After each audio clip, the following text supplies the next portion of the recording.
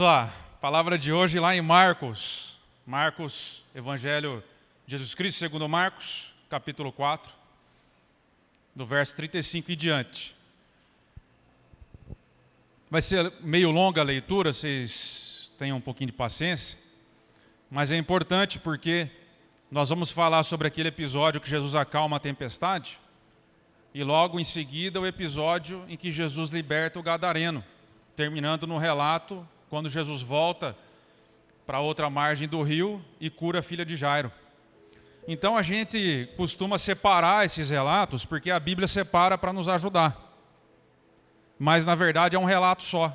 A gente passa despercebido por isso. A gente às vezes acha que são 3 histórias desconectadas, mas todas elas aconteceram no mesmo contexto, na mesma situação. Então a gente vai ler junto para a gente conseguir compreender o ângulo certo que a palavra nos ensina. Amém? Então, Evangelho de Jesus Cristo, segundo Marcos, capítulo 4, do verso 35 em diante. Diz assim a palavra escrita. Naquele dia, ao anoitecer, disse ele aos seus discípulos: vamos atravessar para o outro lado. Isso aqui é importante. Vamos atravessar para o outro lado. Deixando a multidão, eles o levaram no barco assim como estava. Outros barcos também o acompanhavam. Levantou-se um forte vendaval e as ondas se lançavam sobre o barco, de forma que este foi se enchendo de água. Jesus estava na popa, dormindo com a cabeça sobre um travesseiro. Os discípulos o acordaram e clamaram: Mestre, não te importa que morramos? Ele então se levantou, repreendeu o vento e disse ao mar: aquiete-se, acalme-se. O vento se aquietou e se fez completa calmaria. Então perguntou aos seus discípulos: por que vocês estão com tanto medo? Ainda não têm fé? Eles estavam apavorados e perguntavam uns aos outros: quem é esse que até o vento e o mar lhe obedecem? Aqui só um parênteses, irmão, parece conversa de doido, né? Porque nessa conversa só tem pergunta, né? Os discípulos perguntam para Jesus: você não se importa que nós morramos? Jesus responde: vocês estão com medo por quê? Não tem fé? Depois os discípulos respondem: quem é esse que até o mar obedece? Então a conversa só teve pergunta até agora, né? Parece meio conversa de doido aqui no meio de um naufrágio ainda para completar. E continua o relato. Geralmente a gente para aqui. Mas a história é a mesma, ela continua. Jesus disse: vamos para outra margem. E agora eles estão no meio do naufrágio, de um possível naufrágio. Jesus acalma a tempestade e eles seguem viagem para outra margem. Continua o relato. Eles atravessaram o mar e foram para a região dos Gerazenos. Quando Jesus desembarcou, um homem com um espírito imundo veio dos sepulcros ao seu encontro. Esse homem vivia nos sepulcros e ninguém conseguia prendê-lo, nem mesmo com correntes, pois muitas vezes lhe haviam sido acorrentados pés e mãos, mas ele arrebentara as correntes e quebrara os ferros de seus pés. Ninguém era suficientemente forte para dominá-lo. Noite e dia ele andava gritando e cortando-se com pedras entre os sepulcros e nas colinas. Quando ele viu Jesus de longe, correu e prostrou-se diante dele e gritou em alta voz: o que queres comigo, Jesus, Filho do Deus Altíssimo? Eu te peço por Deus que não me atormentes. Pois Jesus lhe tinha dito: saia desse homem, espírito imundo. Então Jesus perguntou: qual é o seu nome? Meu nome é Legião, respondeu ele, porque somos muitos. E ele implorava a Jesus com insistência que não os mandasse sair daquela região. Uma grande manada de porcos estava pastando numa colina próxima. Os demônios então imploraram a Jesus: manda-nos para os porcos, para que entremos neles. Ele lhes deu permissão, e os espíritos saíram e entraram nos porcos. a manada de cerca de 2.000 porcos atirou-se precipício abaixo, em direção ao mar, e nele se afogou. Os que cuidavam dos porcos fugiram e contaram esses fatos na cidade e nos campos. E o povo foi ver o que havia acontecido. Quando se aproximaram de Jesus, viram ali o homem que fora possesso da legião de demônios, assentado, vestido e em perfeito juízo. Ficaram com medo. Os que tinham visto contaram ao povo o que acontecera ao endemoniado e falaram também sobre os porcos. Então o povo começou a suplicar a Jesus que saísse do território deles.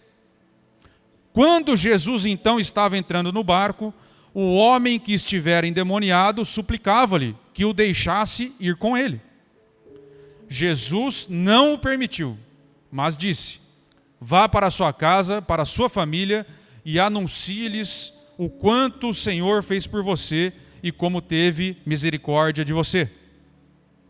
Então aquele homem se foi e começou a anunciar em Decápolis quanto Jesus tinha feito por ele. Todos ficaram admirados. Tendo Jesus voltado de barco para a outra margem, uma grande multidão se reuniu ao seu redor, enquanto ele estava à beira-mar. Até aqui. O título da mensagem de hoje é O Melhor Ângulo. O melhor ângulo porque, assim como na fotografia que eu quero usar como analogia, porque a fotografia é uma arte que exige do seu artista, do fotógrafo, que ele saiba escolher o melhor ângulo, porque o objeto a ser fotografado pode ser o mesmo, mas a depender do ângulo que você escolhe, você pode mudar completamente o significado e o efeito do que você está fotografando.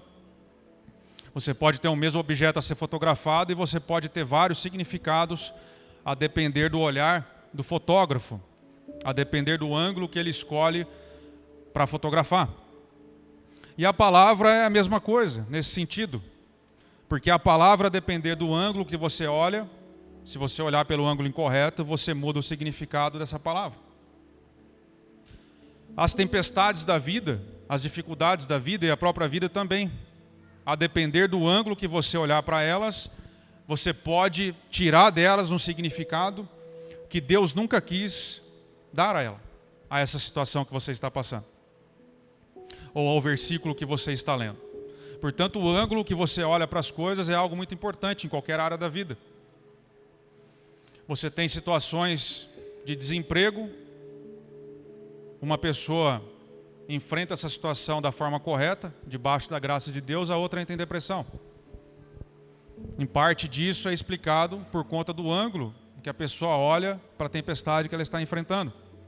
E assim são em várias situações que nós poderíamos citar.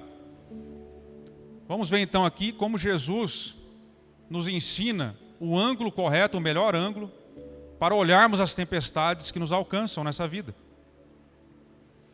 E Jesus usa esse exemplo na tempestade que ele mesmo enfrentou, no naufrágio que ele enfrentou, no possível naufrágio que ele enfrentou nessa situação que lemos.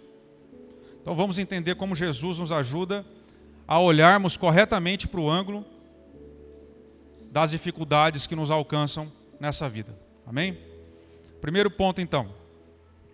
O melhor ângulo para você enfrentar e enxergar as dificuldades é do fim para o começo. Do fim para o começo. Vou explicar. Jesus faz uma pergunta no meio de um naufrágio, no contexto de um naufrágio. E essa pergunta, faz duas perguntas na verdade, e essas duas perguntas parecem não ter fazer o menor sentido naquela situação. Primeiro, por conta da condição que eles estavam. E segundo, porque não parece ter muita relação. Jesus pergunta: por que é que vocês estão com tanto medo? E depois ele pergunta: vocês ainda não têm fé? Mas veja bem, os discípulos eram pescadores profissionais. E eles pescavam naquele lago, naquele mar, né? Na verdade é um lago. Mas de tão grande que é, foi apelidado de mar, Mar da Galileia. E eles pescavam ali. Havia muito tempo, eles eram profissionais. E o tempo virou de tal forma que eles disseram: olha, nós vamos morrer, estamos correndo risco de vida. E aí vem Jesus e pergunta: por que é que vocês estão com tanto medo? Por quê? Óbvio, eles sabiam o que poderia acontecer com eles. Eles não estavam fazendo uma leitura errada da situação. E depois Jesus emenda: vocês ainda não têm fé? Mas veja bem, o texto bíblico diz que eles foram a Jesus e o chamaram: Senhor, o Senhor não se importa? Ou seja, eles reconheciam Jesus como Deus, o Senhor. Então eles tinham fé também. Eles usaram do último recurso possível na hora do desespero. Eles: vamos naufragar, não tem mais o que fazer. Senhor, ajuda a gente, acorda aí. Dormindo, uma hora dessa, com água entrando no barco. Ou seja, eles tinham fé e sabiam, e tinham motivos reais para estarem apavorados, como diz o relato. Mas Jesus faz essas perguntas, que não tem muita conexão. Isso nos leva a fazer alguns questionamentos para o texto. O que será que Jesus quis dizer, na verdade, então? Conhecendo Jesus como nós conhecemos, em que ele geralmente pergunta de acordo com a motivação e não de acordo com a situação, o que será que Jesus quis ensinar? Será que Jesus está querendo nos ensinar, ou tentou ensinar aos discípulos, como operar milagres sobre a natureza? Será que quando ele pergunta: vocês não têm fé, será que ele está perguntando: vocês não têm fé para acalmar a tempestade? Vocês não têm fé para manter esse barco navegando sem ele naufragar? Será que Jesus está perguntando isso? Será que Jesus está nos ensinando hoje, então, se não é um manual de como não naufragar no mar? Porque senão essa palavra não teria nenhuma aplicação para nós, porque ninguém aqui é marinheiro. Será que então ele está dizendo o seguinte, figuradamente, que a cada circunstância difícil na nossa vida, basta que nós demos ordem ao vento, repreendamos a situação difícil e então tudo vai ficar calmo? Será que é isso que Jesus está ensinando? Um manual então de como nos livrar de cada dificuldade da nossa vida, fazendo com que a dificuldade se acalme à nossa volta? O que será que Jesus está nos ensinando com essas perguntas? Nós cremos que Jesus não está dizendo isso, que a cada circunstância difícil basta dar uma ordem e tudo vai ficar calmo a cada situação que passamos. A primeira observação que nós precisamos fazer para entender a palavra, o ângulo certo da palavra, é aquela que já fizemos no começo. Esse relato da tempestade do Gadareno são os mesmos. Jesus disse lá no comecinho: vamos para a outra margem. Vamos atravessar e vamos para a outra margem. Jesus então, em cima dessa palavra, vamos para a outra margem, no meio do caminho, quando essa tempestade alcança os discípulos e o barco quase naufraga, em cima dessa palavra que ele disse, ele questiona: por que é que vocês estão com tanto medo? Porque os discípulos acordam Jesus desesperados e dizem: mestre, você não se importa conosco? Nós vamos morrer. E Jesus responde: por que é que vocês estão com tanto medo? Vocês ainda não têm fé? E Jesus diz: espera um pouco, que eu vou resolver isso. Então ele acalma a tempestade fora e tudo fica calmo. E depois de acalmar a tempestade fora, ele acalma a tempestade de dentro, perguntando aos discípulos: para que tanto desespero? Eu não disse que nós iríamos até a outra margem? Vocês ainda não têm fé no que eu digo? Vocês não confiam na palavra que eu digo a vocês? Quando saímos e estava tudo calmo, eu não disse que nós iríamos chegar até a outra margem do rio? Por que mudam as circunstâncias e agora vocês entram em desespero? É isso que Jesus está dizendo. E olhando para o texto desse ângulo, a pergunta de Jesus começa a fazer todo sentido.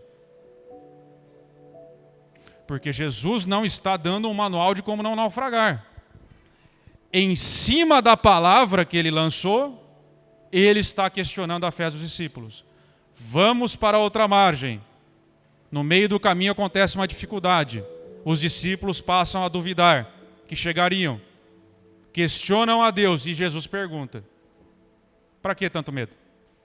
Por que tanto desespero? Eu já falei que nós vamos para outra margem. Confiem na minha palavra.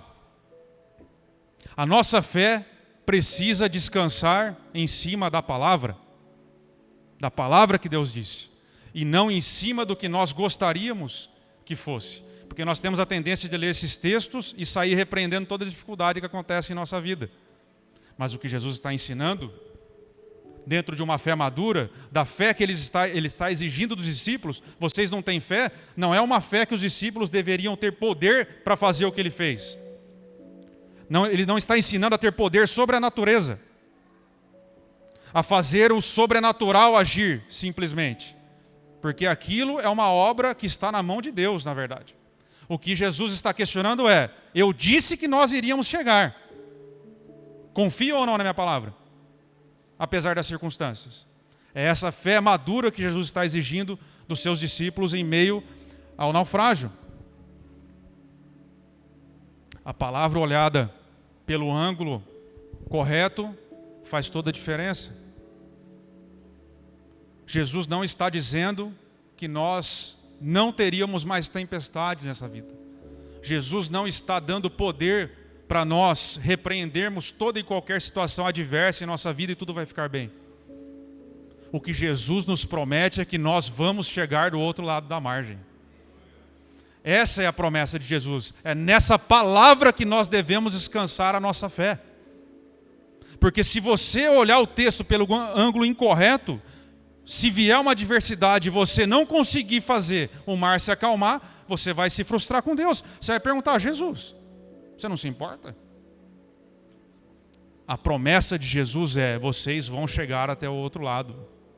Com naufrágio ou sem naufrágio. Jesus disse que aquele que crê em mim já passou da morte para a vida. Ou seja, nós vamos chegar na outra margem. Nós venceremos, o Luiz bem colocou aqui, nós somos mais do que vencedores. É uma verdade bíblica. Porque nem mesmo a morte pode nos destruir. O tópico 1 que nós começamos é o seguinte, qual que é o melhor ângulo para enxergar a tempestade? É do fim para o começo. E o último inimigo, o inimigo final que nós deveremos enfrentar nessa vida é a morte. O maior deles. E é dessa vitória sobre a morte que nós já temos que nós devemos olhar para as tempestades menores da nossa vida. Porque se nós enxergarmos do fim para o começo, nós ganharemos confiança. Se nós enxergarmos de agora para a eternidade, nós ficaremos amedrontados como os discípulos ficaram. Se nós olharmos da tempestade atual para a final, não haverá confiança. Nós devemos olhar da final para a atual. É daí que você tem que tirar a fotografia. Da vitória maior sobre a morte para essa batalha que você está enfrentando hoje. É esse o ângulo correto.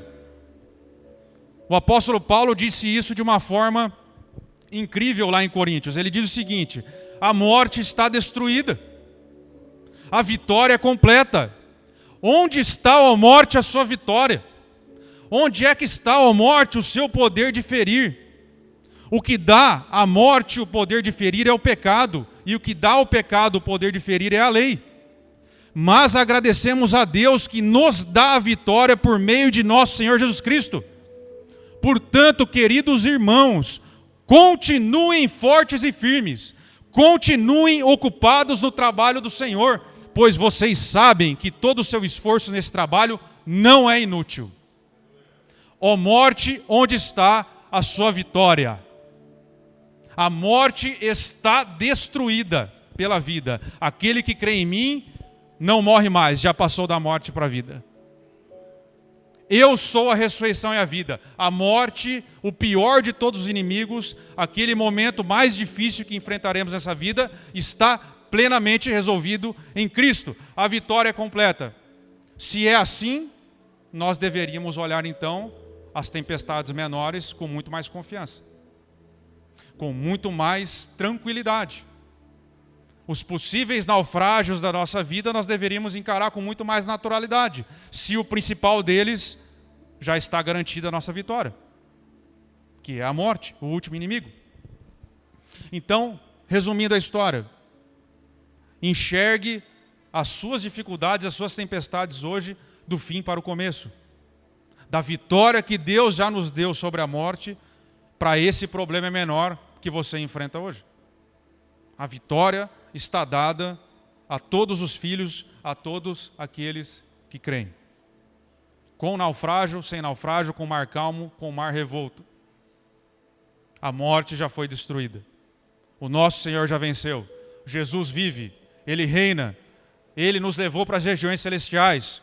Não existe mais possibilidade alguma de nós naufragarmos essa batalha. Porque a morte já foi destruída. A conta do pecado já foi paga. A justa exigência da lei já foi atendida pelo Filho. Tudo está consumado naquela cruz. A vitória está dada a nós. Amém? Segundo ponto. Melhor ângulo para você olhar a tempestade que chega em sua vida é do mais para o menos. O apóstolo Paulo disse lá em Romanos, na carta aos Romanos: se Deus não poupou o seu único filho, mas nos deu em nosso favor, não nos dará também juntamente com ele todas as coisas? Do mais para o menos. Esse é o raciocínio do apóstolo. Se Deus não poupou o mais, não poupou sequer a Jesus, o Filho amado, e nos deu em nosso favor, não nos dará o menos? Não nos dará todas as coisas também juntamente com Ele? Ou seja, nessa tempestade que você está enfrentando hoje, você precisa olhar para ela do mais para o menos. Porque se você olhar do menos para o mais, dá dificuldade para frente que você está, você vai ficar desesperado. Mas se você olhar de Jesus para a sua dificuldade, você vai ganhar confiança. Porque além da certeza da chegada que vimos no tópico anterior, Deus nos garante também que tudo será entregue, tudo que é necessário nos será entregue durante a nossa navegação até lá, até chegarmos à outra margem. Além da certeza da chegada, Deus nos garante que nos entregará tudo o que é necessário nessa travessia. Você precisa hoje, então, abandonar o ângulo que você tem, que você está olhando para essa tempestade, esse ângulo incorreto que talvez você esteja olhando, para aderir ao ângulo de Jesus. Que no caso a tempestade estava dormindo, muito tranquilamente, com o barco enchendo d'água, com o seu travesseiro encharcado provavelmente, dormindo. Tudo estava desabando, tudo estava um caos. A certeza do ponto de vista humano, do jeito que os discípulos estavam olhando para a tempestade, a morte era certa. Não havia mais o que fazer. Não havia mais recursos humanos. Não havia experiência de navegação que resolvesse aquele problema. O barco já estava enchendo de água. Não tinha mais o que fazer. Já estavam pedindo para Deus um milagre. Não havia mais solução. Mas o ângulo que Deus estava olhando a situação era bem diferente. Jesus estava tranquilamente levando a sua vida dormindo. Isso nos ensina que Deus já nos deu o mais. Quando estivermos numa situação de naufrágio, que tudo parece estar afundando, tudo parece estar acabado, nós precisamos lembrar disso. Deus continua dormindo, no mesmo lugar, de sempre. Porque Ele tem absoluto controle nas mãos. Porque nada escapou do controle dEle. Esse é o ângulo correto de enxergar as coisas. Do mais para o menos. Jesus, Deus Pai, já nos deu Jesus para estar no nosso barco. Nós não precisamos nos desesperar. Nós não precisamos questionar a Deus. Você já perguntou a Deus: Senhor, você não se importa que eu morra? Você não se importa com a minha situação? Foi o que os discípulos perguntaram. Jesus, o barco está afundando. Onde é que o Senhor está? Em Nárnia? Você não está vendo? Você não se importa conosco? Olha a pergunta que é feita. Você não se importa que nós morramos? Porque nós vamos morrer. Que Deus é você? distante dessa forma, alheio à nossa necessidade? Essa é a pergunta que os discípulos fizeram. Você já fez essa pergunta para Deus? Senhor, onde é que você está? Ângulo errado. Ângulo errado de olhar a tempestade. Jesus pode estar dormindo, mas Ele está no seu barco. Jesus pode estar esperando a hora certa de fazer algo, mas Ele está com você, se você creu nele. E o ângulo certo para olhar é que Deus Pai já nos deu o Filho. Ele não poupou sequer o Filho, mas nos deu em nosso favor. Não nos dará juntamente com Ele todas as coisas que precisamos? Sim. Ele dará tudo o que nós precisamos para chegarmos na outra margem. Podem haver naufrágios, podem haver tempestades, mas Ele nos dará todas as coisas que precisamos para atravessar esse mar da vida. Amém? Terceiro ponto. O melhor ângulo para você enxergar a tempestade é o ângulo da bondade e da soberania de Deus para as nossas falhas e nossa responsabilidade, e não o contrário. Não é o melhor ângulo você olhar das suas falhas, da sua responsabilidade para a bondade de Deus, mas sim da bondade de Deus para as suas falhas. Esse relato de Jesus dormindo no barco, no meio do naufrágio, ele se parece muito com o relato de Jonas. Que no relato de Jonas, Jonas também está navegando, ele está dormindo e o navio está afundando por conta de uma forte tempestade. Ambos dormiam em meio a um naufrágio, tranquilamente. E a pergunta é por quê? Será que os dois dormiam sem se preocupar no meio de uma situação tão desesperadora? E a resposta é porque tanto Jonas quanto Jesus tinham controle absoluto da situação da tempestade nas suas mãos. Só que com uma diferença grande. Jonas era a causa da tempestade. Jesus era a solução da tempestade que aconteceu. O que isso nos ensina? Colocando lado a lado os textos de Jonas e de Marcos, nos ensina que a única forma de você ter controle sobre as tempestades nessa vida é se você for a causa delas. Não queira estar nessa posição. A única forma de você ter controle de alguma coisa que seja nessa vida, de alguma tempestade que te alcança, é se você for a causa dela. Como Jonas era. No relato de Jonas, Jonas determina que ele vá pregar em Nínive. O que ele faz? Ele vai para outra margem. Ele vai para Tarsis. Ele tenta chegar em outra margem. Não era a margem que Deus disse para ele ir. No meio do caminho, uma tempestade. Jonas está dormindo. Os marinheiros acordam ele desesperados. O que acontece? O que a gente faz? Ora ao seu Deus, faz alguma coisa. E ele fala, me joga no mar porque eu sou a causa da tempestade. Pode me jogar porque vai parar a tempestade quando você me jogar. E não dá outra. Jogam Jonas no mar e tudo fica calmo. Um grande peixe vem, engole Jonas. Jonas amarga 3 dias no ventre do peixe. Por sua responsabilidade. E também porque havia uma palavra sobre ele. E então Jonas se arrepende naquele peixe. Deus dá ordem ao peixe para que solte Jonas. E o que acontece com Jonas? Jonas morre no mar? Jonas chega na margem que Deus disse que ele deveria chegar, que era em Nínive. Logo após isso. Jonas era a causa da tempestade dele. E por isso ele tinha controle sobre essa tempestade. Ele estava em total desobediência a Deus. Foi ele que causou aquela situação. E ele só conseguiu sair daquela situação quando ele se arrependeu. A boa notícia é que se você é filho, o conselho, melhor dizendo, é não cause uma tempestade. Não faça como Jonas, não seja a causa da tempestade.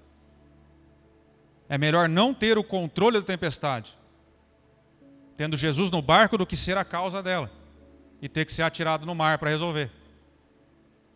Mas se você é filho e causou uma tempestade na sua vida, você precisa enxergar essa tempestade do ângulo da bondade de Deus para a sua responsabilidade. Porque Jonas era um filho amado. E ele causou essa tempestade, mas no final das contas, Deus o conduziu ao arrependimento. Ele realmente correu risco de vida. Ele realmente causou um naufrágio, colocou a vida dos seus amigos em risco de vida também, os outros marinheiros. Foi jogado no mar, foi engolido por um grande peixe. Deus precisou conduzi-lo ao arrependimento, mas depois disso, Deus o conduziu a Nínive de novo. Então, se você causou uma tempestade na sua vida, lembre-se que Deus irá te conduzir ao arrependimento e te conduzir também a outra margem, depois que você se arrepender, na margem que Deus queria desde o início. Presta atenção em mim, precisa ter essa noção. Nós precisamos sair daqui com essa convicção hoje, com a confiança em Deus, que Deus quer que nós saiamos nele hoje ainda. Jesus é o segundo Adão, e ele é totalmente diferente do primeiro. O primeiro Adão, na hora que a coisa apertou, o que ele fez? Jogou a culpa em Eva, na esposa. Senhor, essa mulher que tu me deste, para justificar o porquê que ele tinha desobedecido a Deus. O primeiro Adão entregou a sua esposa, jogou a culpa nela, da situação. O segundo Adão, que é Jesus Cristo, não joga a culpa na sua noiva. O segundo Adão assume a culpa da sua noiva e a carrega, e paga a conta dela, e não cobra nada dela. Naquela cruz, Jesus pagou a conta da sua noiva, que é a igreja. E Paulo diz que é um grande mistério a questão do casamento, mas ele diz que é a união de Cristo com a sua igreja. O segundo Adão não nos responsabiliza mais pelos nossos erros. Ele pagou a conta do nosso pecado. Nós podemos confiar nele plenamente. Nós temos um representante no céu que pagou a conta do nosso pecado, que pagou a conta da nossa desobediência. Então não seja desobediente, seja um bom marinheiro para o seu Deus. Seja obediente. Mas se por um acaso você causou uma tempestade, como Jonas fez, lembre-se que Deus vai te conduzir à margem certa se você for filho. Então você precisa se arrepender, você precisa voltar novamente, você precisa abandonar o seu pecado, abandonar o erro e voltar ao caminho correto, para que Deus possa te conduzir. É assim que Deus nos trata. O melhor ângulo para enxergar a tempestade da vida é o ângulo da bondade de Deus para as nossas falhas humanas. Se você começar a olhar das suas falhas humanas para a bondade de Deus, para a grandeza de Deus, para a soberania de Deus, você vai entrar num remorso inútil. E Deus não quer remorso de ninguém, Deus quer arrependimento. Deus quer mudança de rota, mudança da margem que você está tentando chegar. Deus não quer que você fique remoendo o que aconteceu. Deus quer que você mude. Vá e não peques mais, disse Jesus. Não é vá e fica atormentado o resto da sua vida pelo que você fez. Muda a margem. Muda a rota da navegação. É isso que Deus pede para nós.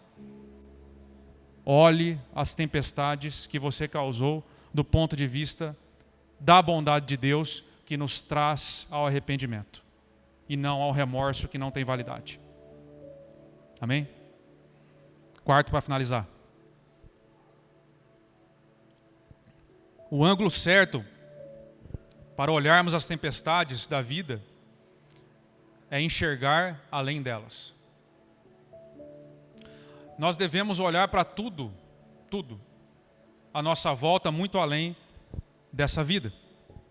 Repare no texto aí, que quando Jesus chega à outra margem, chega lá o gadareno, né? Essa cena horrorosa, estranha, aliás, esse dia foi completamente estranho, o naufrágio, o gadareno, né, que vivia, né, nu nos sepulcros, né, vivia peladão lá nos sepulcros, sai em direção a Jesus, gritando, correndo, se cortando, querendo matar todo mundo. Você imagina um dia desse, né, no mesmo contexto. E aí, não bastasse já o dia estar nesse nível, toda essa conversa com esses demônios, que eram uma legião, que eram muitos, né, fazendo alusão à legião romana de soldados, né? Ele usa essa referência, não dava nem para contar o quanto demônio que tinha naquele cara. Jesus, então, na hora de expulsar, bate um papo ali com Satanás e manda, e Satanás diz assim, não, mas eu não quero sair daqui. Não quero sair desse território aqui. Deixa a gente ficar. Eu fico imaginando os discípulos olhando para isso, depois do naufrágio, né? Depois do cara vir e tal, o demônio pedindo para ficar naquele lugar, né? E aí Jesus ainda permite. Fala, beleza, tá bom, fica aí então. E aí eles falam, tem uma manada de porcos lá, quero entrar lá. Pode ser? Pode, tal, por que não, né? Vai lá no porcos. Pode entrar. E não bastasse isso, os porcos, então 2.000 porcos se atiram precipício abaixo e morrem. Que cena estranhíssima. Não sei explicar o porquê disso. Nenhum teólogo sabe explicar o porquê disso. Por que Jesus permitiu uma cena dessa. Não sei explicar se o teu cachorro pode ficar endemoniado. Por conta disso, se isso é base bíblica para isso. Muito embora tenha alguns perto de casa que eu tenho certeza que são. Absoluta. Não é possível que não sejam. Não sei dizer. Não sei porquê. Ninguém consegue. A gente especula, mas não tem explicação isso. Mas uma explicação muito possível, uma aplicação, melhor dizendo, muito possível. Perceba que Jesus chega e ele liberta esse homem da vida que ele levava, das trevas, liberta das mãos de Satanás. Esse homem que vivia numa condição lamentável, no meio dos túmulos, no meio dos cadáveres, completamente nu, se cortando, ninguém conseguia prender, ele arrebentava correntes, algemas. Tamanha possessão demoníaca do sofrimento desse homem. E Jesus, com toda a misericórdia, liberta esse homem. Só que ao mesmo tempo que ele liberta o gadareno, ele acaba com a economia da cidade, porque 2.000 porcos se lançam. Se havia uma criação de porcos, nós pressupomos que não era uma comunidade judaica. Não estava muito ligado ao Messias, porque judeu não se relacionava muito bem com porco. E esses porcos então se atiram precipício abaixo numa cena daquela, e aqueles pastores ali, os agricultores, né, os pecuaristas ali que estavam cuidando dos porcos, que não conheciam Jesus, não estavam esperando o Messias, olha para aquilo e fala, não é possível, e vão contar para a cidade. O que aconteceu? 2.000 cabeças perdidas num dia só. Jesus cura uma pessoa e destrói a economia da cidade inteira.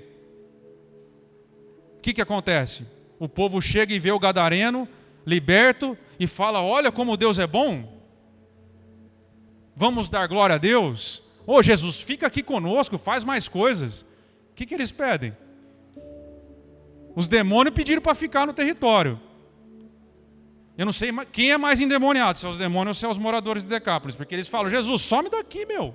Pelo amor de Deus, cara.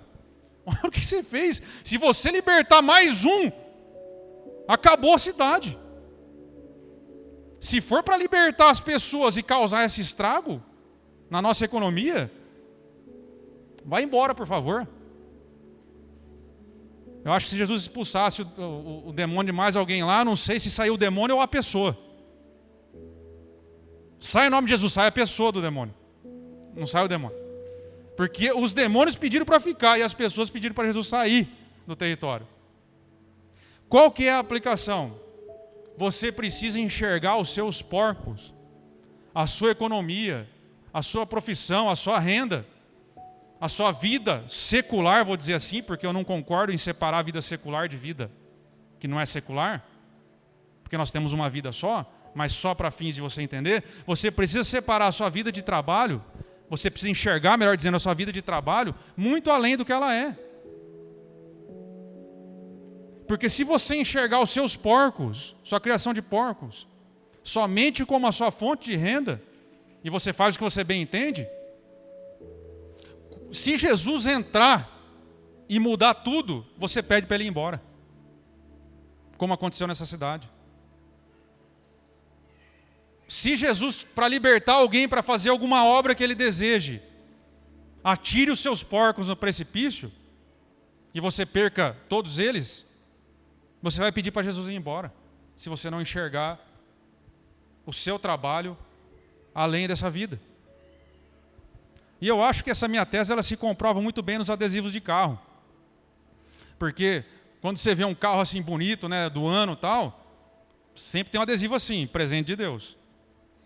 Mas quando você vê um carrinho velho, né, geralmente está assim, propriedade exclusiva de Jesus.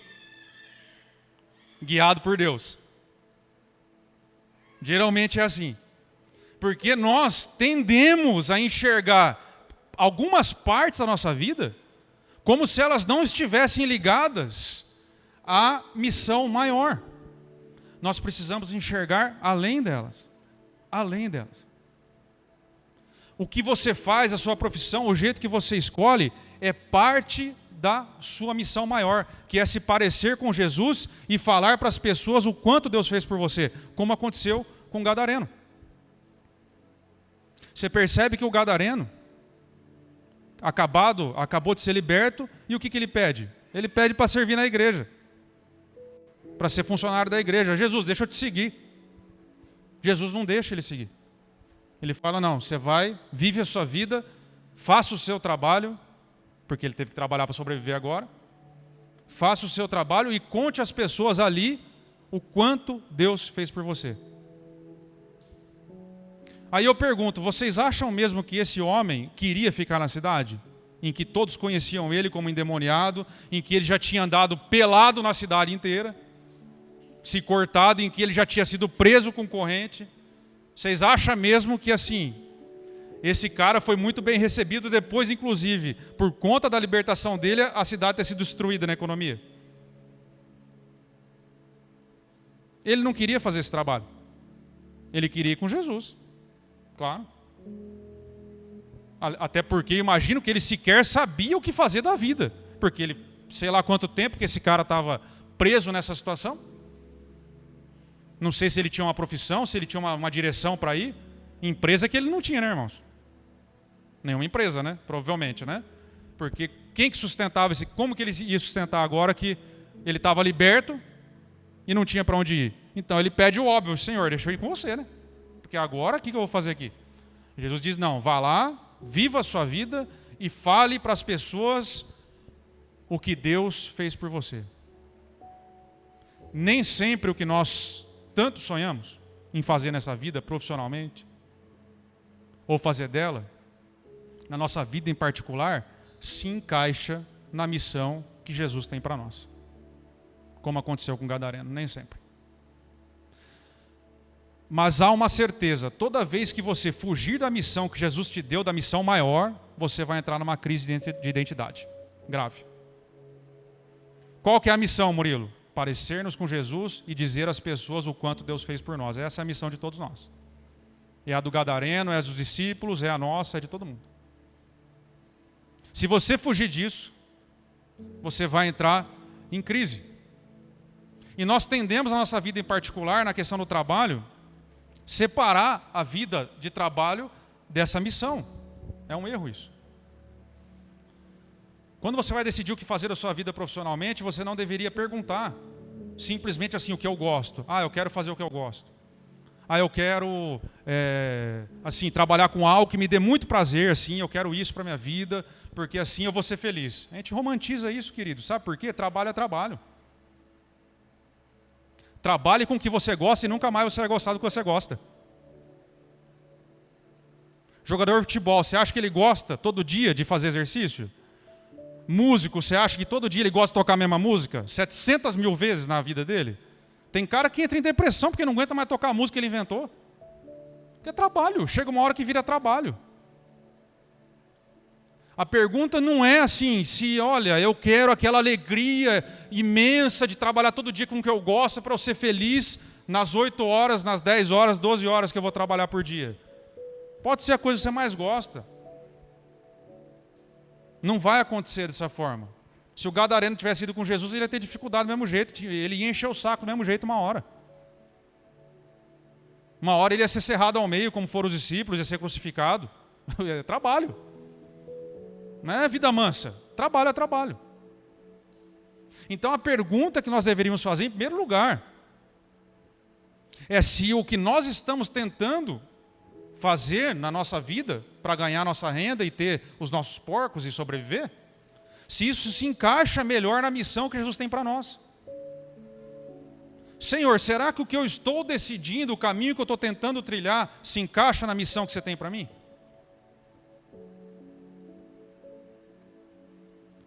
Você não pode tentar decidir essas coisas só com o seu coração, você tem que ser um pouco mais racional. A pergunta não é se eu me sinto feliz no meu trabalho. A pergunta é se isso se encaixa na missão. A pergunta é se o meu trabalho melhora o mundo. A pergunta é se o meu trabalho melhora as pessoas, serve as pessoas. Se o mundo é melhor por conta do meu trabalho. E a pergunta principal é, e final, Senhor, qual dos possíveis trabalhos que eu posso executar se encaixa melhor na missão que o Senhor tem para mim? Essa é a pergunta a ser feita para Jesus. Essa orientação que nós temos que buscar. Porque Jesus disse que aquele que quiser ganhar a sua vida a perderá. Ou, em outras palavras, aquele que quiser satisfazer os desejos do seu coração, perderá a sua vida, não vai encontrar. Mas aquele que perder a sua vida em favor de mim e do Evangelho vai encontrar. Então, se você quer ter satisfação nessa área da sua vida, na sua criação de porcos, pergunte para Deus onde é o melhor lugar para você executar a sua missão. E depois disso, observe bem e execute o que é possível executar. Porque tem pessoas que querem executar o impossível.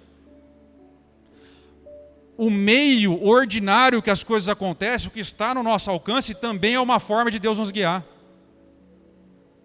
Por meio do nosso trabalho ordinário, comum, coisas grandiosas acontecem. O que dirá Martinho Lutero? Você está aqui por conta dele. Por conta da reforma protestante que aconteceu um dia. Por isso você está numa igreja evangélica hoje, protestante. Mas sabe o que Lutero estava fazendo? Você acha que Lutero acordou um dia e quis assim, nossa, hoje eu vou tocar fogo em tudo? Não. As 95 teses de Lutero, sabe o que eram, irmãos? A conclusão do doutorado dele em teologia. Ele estava estudando, era trabalho acadêmico. Não tinha WhatsApp na época, né? Então ele pregou lá na porta da catedral a tese dele, que era onde você tinha que colocar os recados da cidade. Era a internet da época. Porque fazia parte da graduação da faculdade da época de teologia, você promover debates públicos, é o que ele estava fazendo. E Deus, por meio de um simples professor de teologia, fez o que fez. Trabalho ordinário. Trabalho comum. Fazer o que é possível.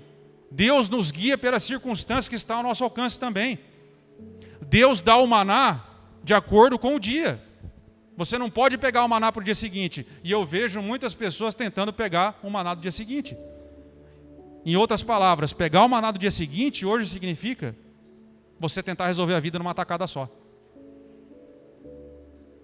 Talvez isso signifique alguma falta de confiança em Deus. Quando você tenta resolver a sua vida numa tacada só. Grandes coisas podem acontecer por meio do seu trabalho comum. O seu trabalho não serve para agradar o seu coração. Trabalho é trabalho. Trabalho serve para concluir uma missão. E o seu trabalho, no caso de filho de discípulo, não é só para você ter a sua renda. É para que você sirva melhor por onde você está, a missão que Jesus te deu, que é parecer-se com Ele, é você ser melhorado pelo seu trabalho e parecer-se com Ele, e também para você dizer às pessoas o quanto Deus fez por você. Amém? Assim como o gadareno. Então precisamos, pode se colocar em pé, Ministério de Louvor, por gentileza? Teremos um momento da ceia também. Porque se você enxergar, resumindo a história, enxergue as coisas além delas mesmas. Porque se você enxergar as coisas somente no que elas são nessa vida, se Jesus decidir mudar a sua vida, mudar a sua profissão, entrar na sua vida e fazer uma mudança, você vai pedir para ele ir embora. E você não quer isso. Você precisa enxergar o seu trabalho, a sua própria vida como parte dessa missão maior que Deus te deu.